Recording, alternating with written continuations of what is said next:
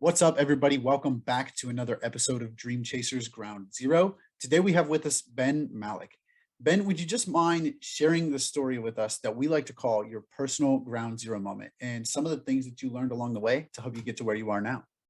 Yeah, totally. So I've been interested in real estate and been educating myself for many years now, maybe like 2 years or so. And I've been, making a lot of progress. And it's like I've always had a huge emphasis on self-education versus just letting school teach me things because you really get passionate about the things that are interesting to you. So like when I want to learn, like I want to learn about real estate. I want to learn about all these different niches of real estate, and like these are the things that make me really excited. And education is one of my driving forces in life. So so like educating myself on the things I love is a big key for me.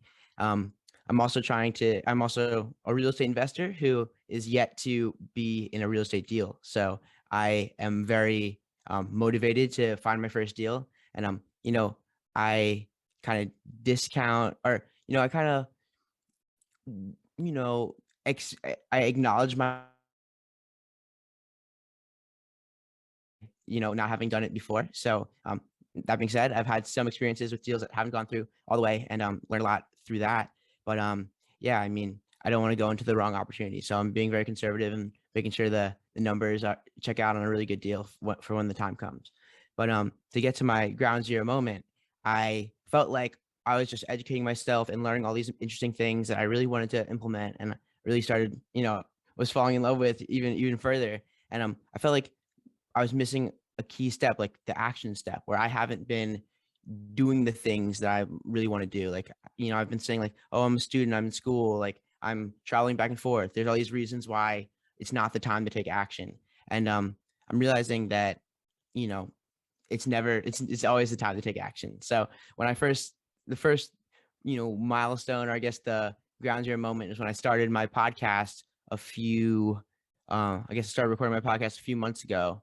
um, I posted it. It was first launched at the beginning of the year. You can find it on the Dream Chasers platform, Real Estate Milestones. But it all started when I read Hunter Thompson's book, Raising Capital for Real Estate. So yeah, that's another thing. I wanted to learn about the capital raising side of real estate because I hadn't heard that much about it. And I was like, wow, this book's amazing. Let me reach out. So I went on LinkedIn. I said, hey, Hunter, I loved your book. There's so many great actionable things. I really like it. And, I'd love to connect. And he was like, oh, you should reach out to Adam Carswell. He's on my team. He likes to help young guys like you. So I reached out to Adam. He's like, oh yeah, I'd love to chat. You should watch his webinar first. And it was a webinar for one of for Hunter Thompson's Race Masters. Well, you probably know about it if you're listening to this podcast, but it's a mastermind for elite capital raising. And I was like, wow, this is even more great stuff. I love this. I was like, Adam, I watched it. I watched it the day off. I was like, okay, let's get on the phone. And got on the phone. We just started clicking, and I was telling him like I'm playing around with the idea of starting a podcast, and he was like, oh, like I want my podcast to be daily. Like I don't want to do a podcast by myself every day. So like you should totally start a podcast on my channel. And the rest is history. So I've been playing around with the idea with podcasting for a while, but he's like, just press record, just do it, figure it out along the way, and like just go.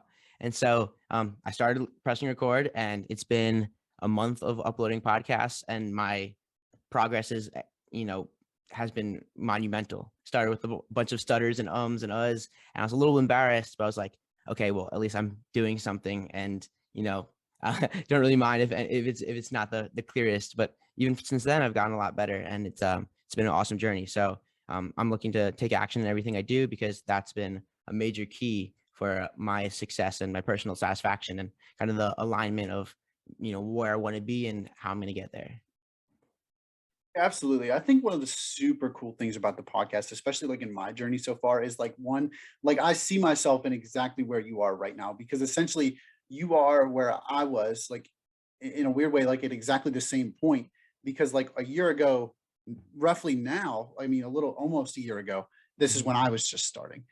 And Right. like I can look back on it now, and like I go back through and I'll like check out some editing things and whatever on some of the old videos. And like I see how far I've come. I see how many less ums and uhs and stuff like you're talking Yeah. about have happened. And it's like one of the coolest things, because like you never notice it in the moment. but then you look back on it and you're like, wow, I've gotten a lot better. Like, Yeah. and it's like crazy. Like you even said, like you started a couple months ago. I mean, and yeah, you've made a lot of progress so far, but at the same time, you're still so early in the journey, but you can already see yourself getting better. And that's one of the super cool things that like I like to talk about on here a lot, just because a lot of people hold themselves back from starting new things because they're like afraid of how long it's going to take. But like if you can be consistent for long enough, you'll start to see yourself getting better early. And then that's how you're going to fall in love with the grind and you're just going to keep getting better at it until you become a quote unquote expert or whatever level that you want to reach. But no, it's just like that's one of the cool things I like about the podcast medium because like you can go back and hear yourself, watch yourself, what you used to do, what you used to say, things like, and I just think it's kind of cool that you can literally see that growth in yourself. But one of the things that I really like that you said is learning how to take action. And that's what kind of what I first want to talk about here, just because I feel like that's so huge with a lot of people our age, I mean, and really just the world in general, there's so many people like just never start, whether they're afraid of it being perfect, whether they're afraid of what other people are going to say, whatever that is. Like so many people just like refuse to start. And that's where I want to talk like with you here for a second and ask kind of your take on this. Where like, yeah, you were kind of hesitant at first. Like you had tossed around the idea for a while, and then eventually you just kind of dove in, obviously with some help from us from some other people and some advice and whatnot. But what truly helped you kind of turn that corner to the point where you said where you were able to just say, you know what, I'm gonna do it, I'm gonna go all in, and I'm gonna start making this happen. Yeah, it's definitely emphasizing, imperfect action is better than no action. And the worst that can happen is you fail and you learn more than you could have learned in any other situation. And so, I mean, yeah, I'm someone who's, yeah, as I said, like I emphasize learning over most things. Like I think I'm a philosophy major as well as a finance and management major at Tulane right now. But you know, I'm always gonna be a lover of wisdom and a lover of learning, which is like part of what I'm studying, but also just something, aligns with my core values. So, um, you know, I have like the next thing I want to do is I want to find a real estate deal and I want to close on it. And I think this is a good opportunity where really value transparency and openness because I don't ever want to pretend I'm someone who I'm not. If people like me for who I am, that's great. I don't want people to like me for who I'm not. So I'm always going to be honest. So let's start with some of my fears right now. I want to start. I want to close on a real estate deal, but what's holding me back is I think that I'm not close enough to the asset because I'm in college. Maybe I'm going to be moving to back home, or this summer I'm going to New York for an internship. Like and like what could go wrong while I'm not there. I kind of think that sometimes like my other responsibilities, like school, being the treasurer of my ultimate frisbee team, starting a real estate networking group down here. I kind of feel like, do I have time for real estate deal? But like ultimately, you have to decide like, what do I want most? Like, what will make me the most satisfied, and what helps me reach my long term goal the most? I'm also worried. I've had a lot of hesitation about the market because obviously asset prices have been rising for a really long time, and I know people in like Phoenix, Arizona, who are selling an asset they acquired last year for double what they paid for it. And both sides of the table think they're getting a good deal, and odds are someone's not. So sometimes I'm worried about the asset price inflation, even though I'm pretty bullish on multifamily and on real estate in general because I think we're greatly underserved in affordable housing by like many units. So I have all these reasons, these mental barriers for holding myself back. But ultimately, what all I need to do is I need to start looking for deals. I got to start calling people, start crunching numbers, start you know talking to brokers. And I mean, I have been doing this, but if I really am motivated to get a deal, these are the things I got to continue to do and do on a larger scale. And so that's what I'm going to do. And worst comes to worst, I learn a lot in the process, and I don't find a deal that checks up to my thresholds of risk reward ratio. And it's not the time, but at least let me do what I need to do to figure out if there's an opportunity out there. Yeah, 100%. And I think one of the things I love most about like, you talking about the things that you want to do is like, where you want to go, what you want to accomplish. And what like a lot of people don't understand is how much easier that makes your next move. Where like you're saying, like, if I want to get a deal, I got to start making calls. I got to start contacting brokers. I got to start doing these things. But because you know what that goal is, you're then able to break it down and say, okay, here's what I need to do. Here's what I need to do today. Here's what I need to do tomorrow. You're able to break that down into manageable tasks that you can then move yourself closer and closer to that goal. And that's where I think that it's extremely important, and that a lot of people get hung up. That's why, and one of the reasons they don't start is because they don't know where they want to go. They're interested in something, but they don't know where they want to go. So they don't have any like tasks, any ways of, building momentum, any ways of moving themselves towards that goal, because they don't know where they're going. What's the saying that, like, if you don't know where you're going, any road will get you there, or what? I don't know Right. exactly That's a good which one one. I'm going for there, but just that, like, if you don't have any sense of direction, then you're the world keeps spinning regardless. And that's Right. where, like, find that goal, sit down, ask yourself what you truly want. Like you had to do, you had to sit down and realize, here's what I want to do, here's what I want to accomplish. And in order to get to here, I first got to start here. And in order to get here, I got to take steps A, B, and C, or backwards, I guess. But either way, like, you were able to then break that down. And I think another really big thing that you have there is, like, you've acknowledged your fears. You've said, like, okay, this is essentially what I'm afraid of. Like, this is what could go wrong. But at the same time, if I don't do anything, what then goes wrong? Like, I really like that a couple times already you've mentioned that if you don't do anything, like, what are you really getting out of it then? And I think that that is a really huge point as well, where a lot of people are happy kind of staying content with where they are right now. But they also don't realize that without any source of action whatsoever, that next year they're going to be right where they are right now. And the year after, they're going to be right where they are right now. And, like, they think that some of it's going to take care of itself and some of it will, but at the same time, like, you have to seize that opportunity. And that's where I kind of want to segue into next, because, like, it all started with a book from what you mentioned so far. And, like, you just kind of, you know, fearlessly reached out and said, "Look, I really liked your book." I mean, really, because it was a shot in the dark. You didn't know he was going to respond. Who has a clue? Especially somebody like, if you're around this space, everybody pretty much knows who Hunter Thompson is. And, like, in a lot of our eyes, he's kind of like this superstar, you know what I mean? Like, just this total, rock star. But, like, and you just, like, you reached out to him personally, like, on like LinkedIn, right? Yeah. Yeah, but, like, you didn't know he was gonna respond. Like, you didn't know where that was gonna lead, but, like, you took Right. the shot in the dark anyway, and then look That's a what good happened. point. Yeah. Like, and that's, With like, one of the action things, too. like, you and I were talking about before the call, that, like, the connections, like, because I know you mentioned you just went to your first conference and things, which we'll get into that as well. But, that, like, you reached out and then he introduced you to Adam, and then you talked to Adam, and then Adam threw the idea around about the podcast, and now you got a podcast. And how many more people are you now going to meet through your podcast, as well as now that you've Crazy. gone to your own, very first, like, in-person conference. But, like, it all essentially started with, one, you reading that book, and then two, Mhm. you reaching out to Hunter. So that's where I'm saying, like, yes, that was, like, in essence, that was scary. That initial action was scary. You didn't know what was going to happen. The uncertainty was heavy. But at the same time, looking at it now, what all would you have missed out on by not initially taking that action in the first place?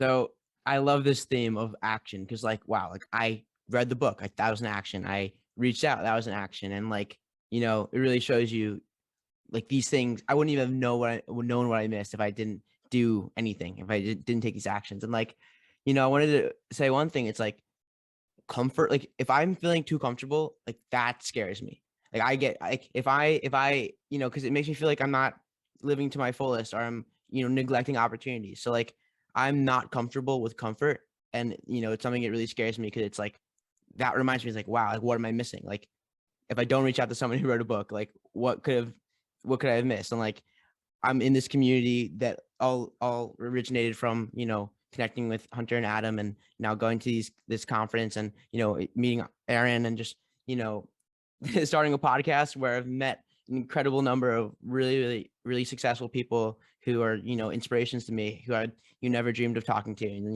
like I've heard of podcasts in the past, and it's like wow, like you can just reach out to them, and like they'll accept like they'll get on my podcast. So I guess the circuit, all like to bring it all together, like networking is a huge key.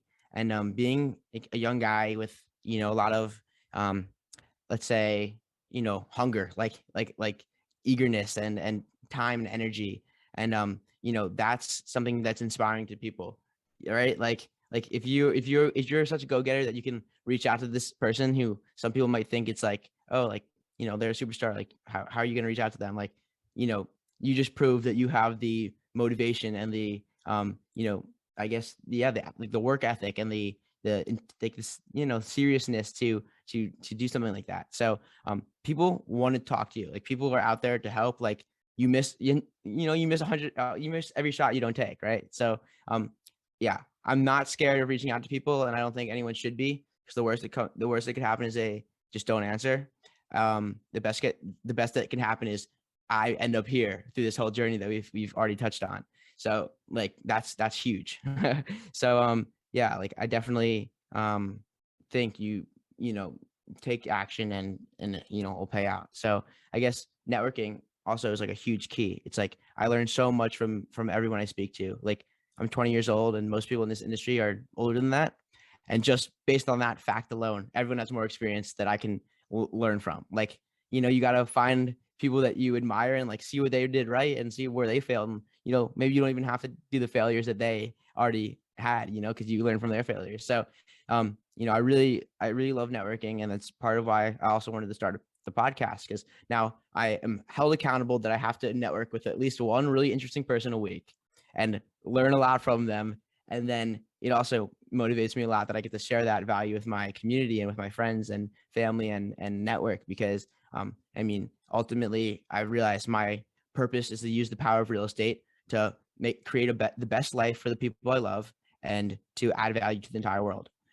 So having a podcast where I'm learning and growing really helps me do that. Not only am I actively adding value to people by, teaching them things that I'm interested in and opening up their minds to this incredible industry, but also I'm building the skills that will eventually allow me to provide real estate opportunities for the people who are realizing that's a great thing to have. Absolutely. And one of the things I really like, kind of going back to the like original networking conversation, is that like you said, the worst thing that could have happened in that situation was that nobody responded. And I know a lot of us like are afraid of that. Oh, what if they don't respond? But at the same time, like one of the most powerful quotes I heard recently is that you can't lose something you never had. Mhm. And in this specific situation, like if you're reaching out to I don't know what the best word is, but like if you're reaching out to somebody that you look up to, and you put this message together and you reach out to them and they don't respond, like you're not really losing anything. You might take a little blow to your pride or whatever because you were super excited hoping to hear from them, but at the same time, you didn't know them. Like you didn't actually lose anything. Like like I said, all that you might have lost is a little bit of confidence, but at the same time, like you put yourself out there, that should be a boost.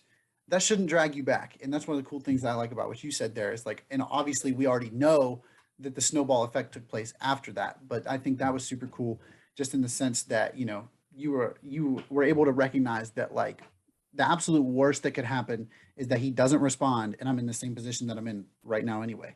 So, might as well shoot my shot here.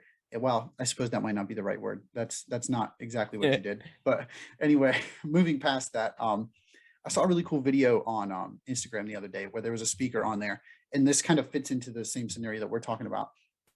And he was telling a story. Well, no, he was talking about a book that he read called, I think it was The Horse, the Boy, the Fox, and the Mole. And he was telling a story, telling a story about something that happened in the book. Anyway, sorry, got a little jumbled up there. But that the boy and the horse were in the woods and they were walking and it was super, super foggy. And that the boy tells the horse that like he can't see a way through and that he wants to go back because he can't see where he's going. And the horse just asks the boy, "Can you see your next step?" And the boy says, "Yes." And then the horse responds to him. He says, "Okay, then just take that."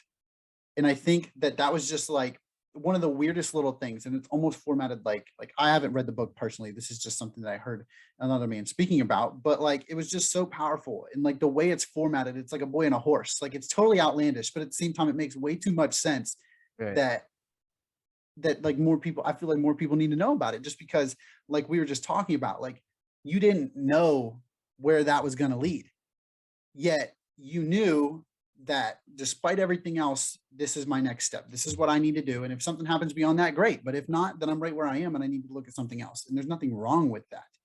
But that is also where, I mean, the mindset comes in a little bit where you kind of have that, entrepreneur spirit where you're like, okay, this doesn't work. I'm going to go try something else. Okay, that didn't work. I'm going to go try something else. Where a lot of people just get hung up. And, I'm not saying that everybody needs to be an entrepreneur, but what I'm saying is that trial and error is effective regardless of what you're trying to accomplish. And we just fixate too much on our end goals and how fast we're going to get there rather than breaking that down into the steps that we need to take in order to get there. So when a lot of people, like, everybody can pretty much understand fitness.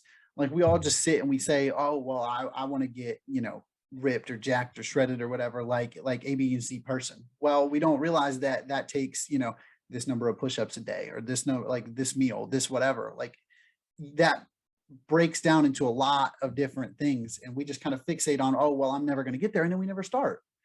And I don't know, sorry, like, I'm not just trying to fixate on that point too much, but like, it's one that I dealt with for a long time. And like, I just struggle, and I try to help other people see that, like, the value is in starting, like, no matter how small, no matter what it is, taking those little bits of action and compounding that, building momentum for yourself to eventually reach that goal. And yeah, I mean, that's a good point. And like, I thought of this little silly analogy that like just came into my head. Like you say you want to be like you want to look like Arnold Schwarzenegger, like you want to be ripped or jacked, and like you say, okay, I'm gonna start going to the gym. Okay, let's say that's what you do. You go to the gym. Are you ripped now? Like you're just a person who's now at another place. But what do you have to do at the gym? That's what you got to really ask yourself. Like, okay, I want to build my chest because Arnold Schwarzenegger has an awesome chest. So let's do push-ups and flies and bench press. And those are the things that make you Arnold Schwarzenegger, or at least have the body of him, not going to the gym, right? So like in a way, like you got to break down into like the smaller steps and like the components that are actually the effective steps, like the ones that actually get the results. So, I mean, I know where I want to end up, or at least like by the time I'm 27, I want to have $10,000 of cash flow from investment real estate. That can look in so many different ways. And that might be one of the reasons why I haven't acquired something yet. It's like, I want real estate, but like, there's so many different possibilities. And, I have to figure out, like, I spend so much time figuring out what the right one is. I admit that I'm an analysis paralysis kind of person. And I like, there's places where I need to take more, actions that are like the money making actions, like the effective actions. And so I mean, I'm starting to realize, like, okay, so what part of real estate? I started getting, I was a multifamily analyst, and I spent a lot of time networking with multifamily people, and I'm learning the multifamily trade. So, okay, I'm thinking that I wanted to probably be multifamily. That's how I want to add value to the world also. So now it's like, where do I want to be located? That's kind of something that's holding me up a little bit. I'm in New Orleans right now, so that's where I can drive around and find deals and see where there's opportunities. But at the same time, I don't think I'm going to end up here, and I don't know if I want to own real estate in a place where the insurance is really high and might be underwater, like matter of factly. So now I'm thinking, like, okay, one day I might want to end up in Washington, D.C. I'm young, like, I don't know exactly where I want to start a family. I'm thinking about that kind of thing, but like, there's a lot of closer term things I want to figure out. But I mean, I'm starting to lean towards, okay, I want to be in Northern Virginia because I think that there's a lot of opportunity there. I'm familiar with the market. It's near my family. It's near where I might end up, or at this point have the highest likelihood of ending up. Amazon's moving there, so I really like that job growth and population growth that might be might affect the near vicinity. So what I'm going to do is now I'm going to like what do I need to figure out where to invest or what to invest in. So my next step is to find a little submarket, like a small one, like, I don't know, like a couple miles radius, maybe like 5 miles, like a little tertiary city like Alexandria or Arlington or McLean, like one of these submarkets. And then I'm going to, get a list of all of the properties, and then I'm going to figure out what the average that all of them are worth and what makes each of them worth different amounts. And then I'm going to start calling brokers and seeing if they have any opportunities off the market. And then I'm going to compare them to the other things I've looked at. If brokers don't have anything, or even if brokers do have stuff, I'm still going to call people who I might try to call the people who own these properties and see if they're looking to sell. And these are the steps it takes. Like, what I've thought was, I'm still very focused on education, obviously. So like, I've always thought like just reading books is going to get me real estate.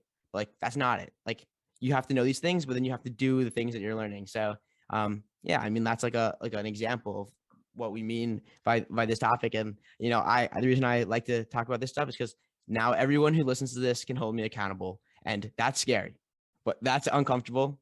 But I'm doing it, and now you can call me up, and I can feel embarrassed if I haven't done what I'm saying I'm going to do. And like, I don't say that I'm going to do things that I'm not going to do. So I have to do it now, and I'm going to do it. So let's go. Yeah, absolutely. I mean, and we've talked about a lot of action, different things so far, as far as like, recognizing opportunity, like laying out the steps you need to take and then taking action on those. But I kind of want to change the pace just a little bit. And I want to ask you that in any point on your journey so far, like it doesn't necessarily have to be just recently or with the podcast or anything, but I want to ask you about a time where you felt like you've failed. If there is, I mean, I'm sure there has been, but I want to ask you about that time and just kind of like how you were then able to reapply that and continue pushing. Yeah. So, there's this, one of my failures. It's my biggest failure. I have not publicly spoken about, and I'm like, you know what? I just committed to transparency, and I am committed to transparency. So I'm like, why not? Like, this is part of what's made me who I am. And so I'm gonna share it. I guess 2 years ago at the start of COVID, I started a company where the investment thesis was to acquire a single family asset or a single family property in a college town, and then have that the value add would be we find out like a place where you can build an extra bedroom.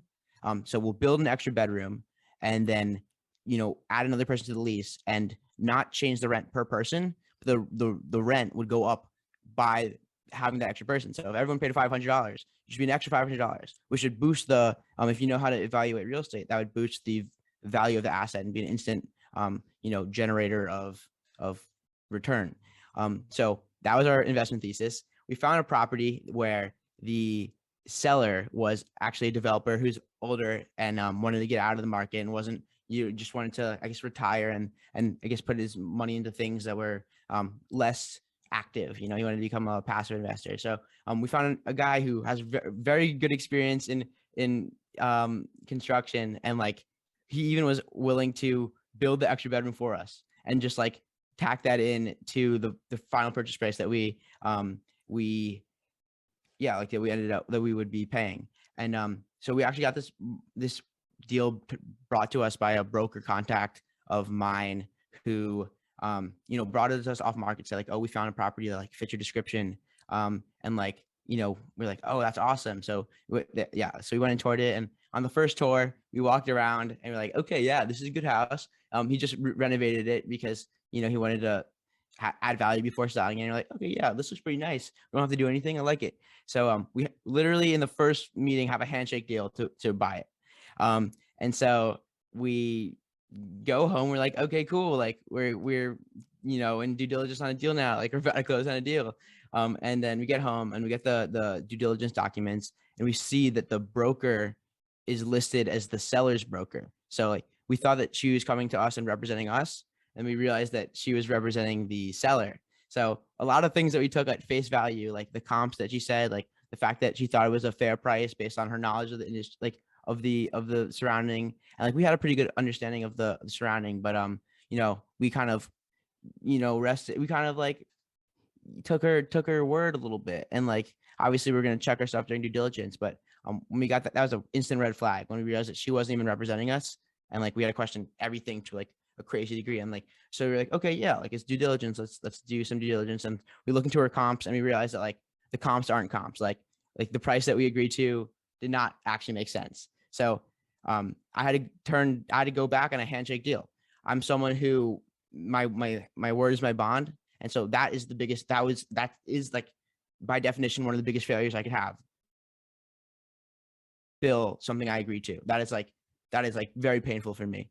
But I had to do it because I didn't want to sacrifice my friends and my family's capital on something that we didn't believe in and didn't no longer made sense. So I had to walk away from that. But I learned a huge lesson. Like, first of all, the power of due diligence. Like you got to check your numbers. You got to, before you walk into anything, you got to know what you want to pay, and you have to like have a plan. We have like, we had a model, like it checked out on face value, but like, you have to really dig in and like know what you're getting yourself into.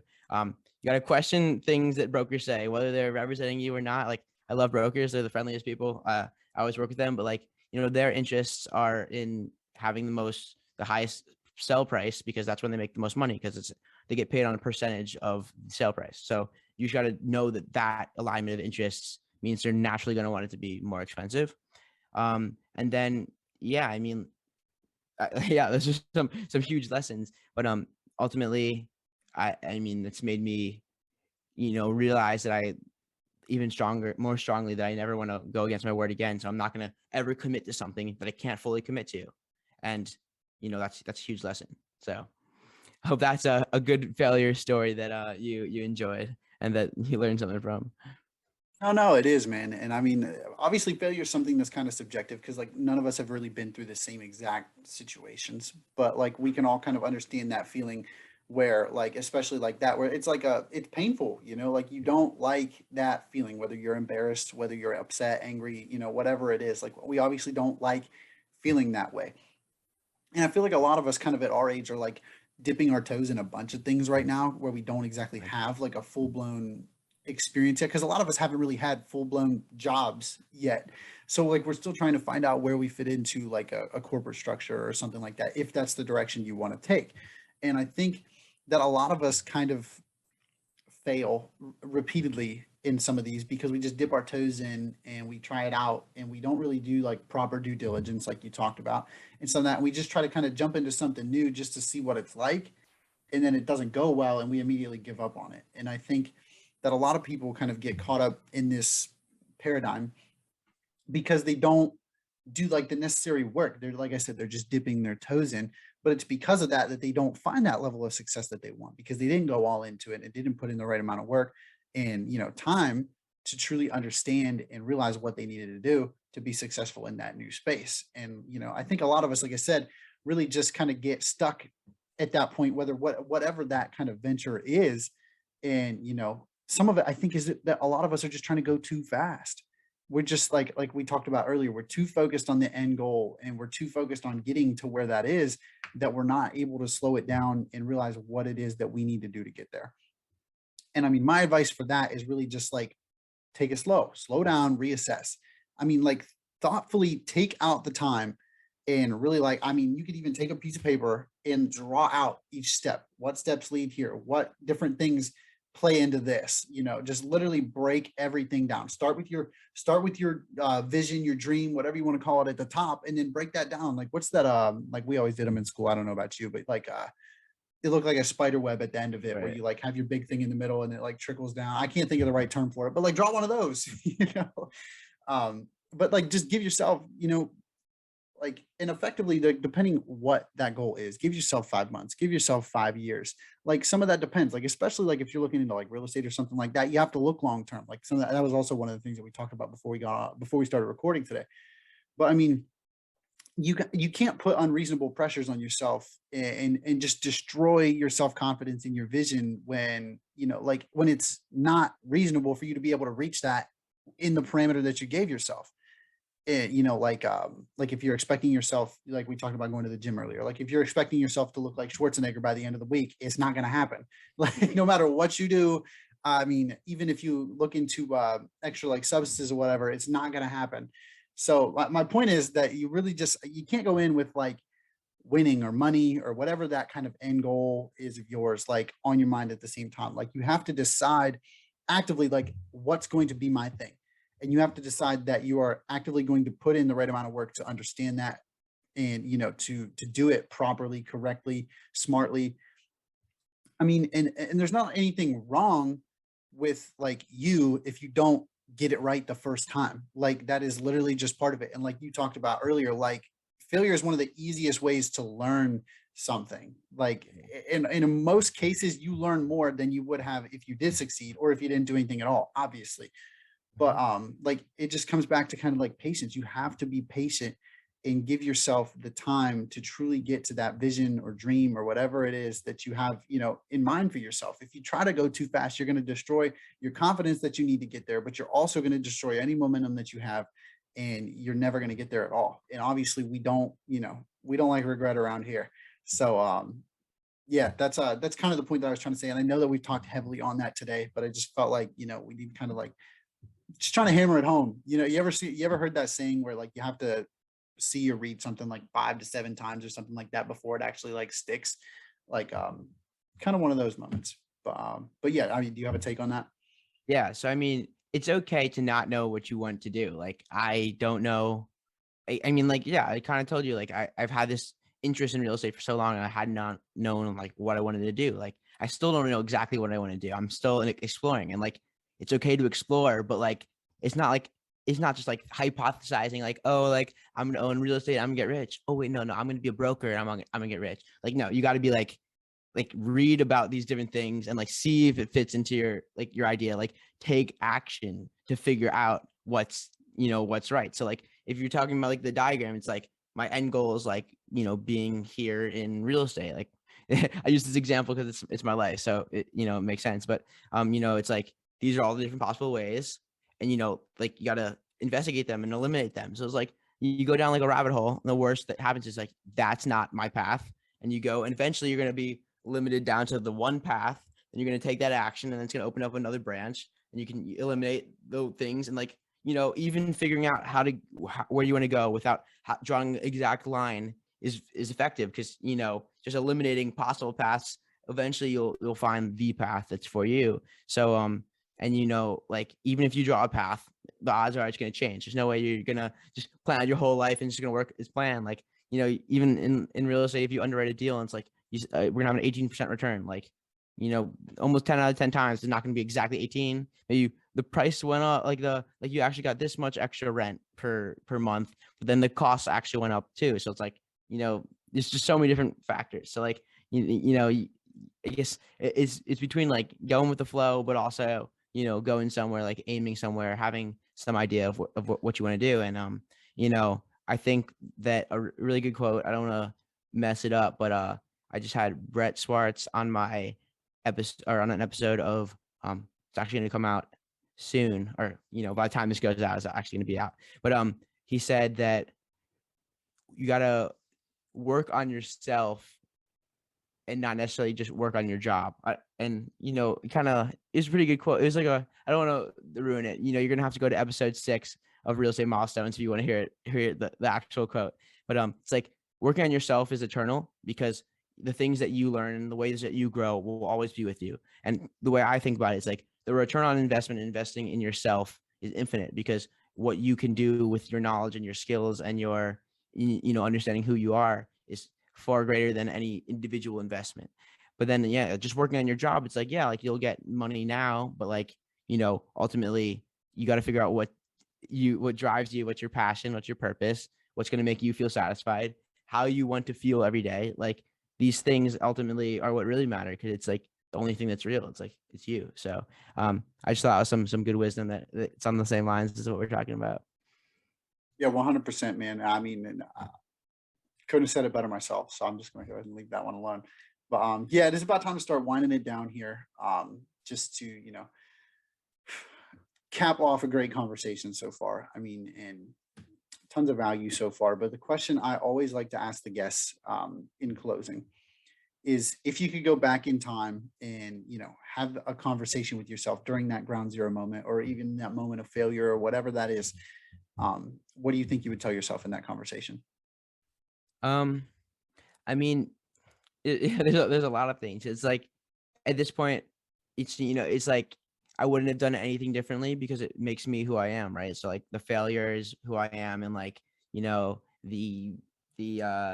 like before I started the podcast, I'm like, I've grown a lot. I'm just be like, yeah, like I guess I said like you're doing the right thing because it led to growth and you took action. So it's like, don't forget, like keep taking action, and like whatever made you do what you're doing is great, because it's the motivation to take the action that's necessary. So like I mean I would encourage myself to continue to like invest in personal growth and focus on learning, which is something I'm always going to do, but also just to take action, because that's the best way to learn. Like, I'm an experiential learner. I learn better by doing than I think most people probably learn better by doing than reading or by writing or, just thinking about it. So definitely just, yeah, like to take action is a great piece of advice. And yeah, like I could tell him like, you've by the time, or it's like you started the podcast and it's like, yeah, it's been awesome. You get to network with someone every week. Like, you're going to want to do this forever, just go for it. I think one of the coolest things that like I learned through my time kind of after I started and stuff is that the best I'm trying to think of the best way to word it. Like the best cure for inaction in a way is action. And what I mean by that is like an action, however small, like completed consistently, is the best way to get yourself out of the habit of not completing that task, that thing, whatever that thing is, or even, you know, just pushing that thing off. So just building up a small habit of taking action on that thing and doing it now is going to pay out dividends for you forever, first of all. But as I'm saying, just that like over time, I realized that like just jumping in and doing it was the best way to get myself to stop, holding myself back, if you will, from those things as There's a well. lot of mental, it's like a lot of mental barriers. It's like telling yourself you can't do it or telling yourself it's not the right time. And like everyone's guilty of it. So it's like, you know, if it's, maybe it's not the right time, but like, learn something while you do it. And it's like another thing I wanted to mention is like a lot of, if you like go back and listen to the story, it's like there was a person in this, at each of these steps in the journey. Like there was someone who held me accountable. Right. So it's like by creating a podcast with a group, I don't want to let Aaron down. Like, I'm going to make a podcast every week. And if not because I love it, which I do, because I don't want to let people down. And so like having an accountability partner, if you know it's something that you should be doing, like you've already decided that like, this is what I need to do, having someone to hold you accountable is the best way to do that. Because now it's not about you and keep, being honest with yourself. It's about, upholding your agreement with somebody else. And like, yeah, just, holding yourself to that standard is a good way to motivate. Yeah, one of the best ways that I found to do that as well is I mean, obviously in hearing from some other people that I've had on this show, they talk about like paying for mentor, where, it puts a lot more on the line and at stake to the point that like if you're not doing what they tell you to do, you're now losing money too. Right. But at the same time, if you're in a position such as us where you don't exactly have that to go pay for some mentorship program or whatever, my kind of like segue out of that is just choose an accountability partner that like is really important to you, to the point that where if they tell you to do something or you agree to do something for them and they're the person holding you accountable for that, that if you let them down, it is going to affect you like physically, mentally, emotionally, to the point that you are going to like it's going to hurt, whether that's your mom, sister, brother, aunt, I don't know, like just somebody that you're close enough with that if you let them down, you're going to feel it. And that's the point, because in doing that, you don't want to feel that way again. So then you then reapply, you reassess whatever, whatever it is that you have to do, you go back and you do it again, you do it the right way. And the next time you won't let them down because you don't want to feel that way again. You don't want to make that person feel that way again.